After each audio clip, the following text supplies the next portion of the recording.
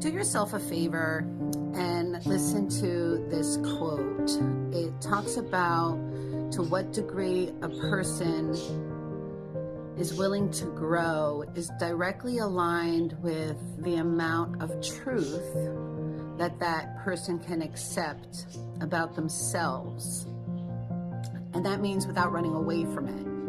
Sometimes when we run away, it's because we're afraid of the clarity. We're afraid at first because if we remove those stories that we once said, and to stay the same, once you stop running and face the truth, you have to start feeling that used to feel like a threat. But the more you start to come to terms with the truth, you start to get this feeling of freedom. Every honest moment with yourself, every honest moment that you create a space for safety is where you actually start to change, and it's where you actually start to grow. So if you want to go farther, if you want to see your potential, you would have to first ask yourself, how much truth about yourself are you willing to face?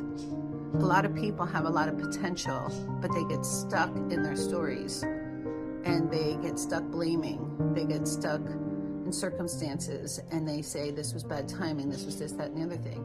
So really the clarity, even if it stings at first, it's the only way to start to create the space to grow.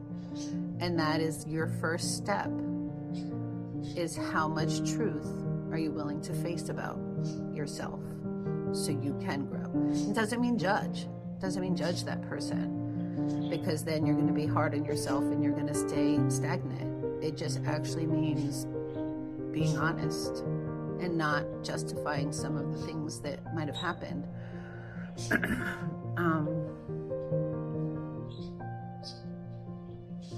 It's just to help you see clearly that these are my truths, and I have to stop the ruminating stories that I tell myself.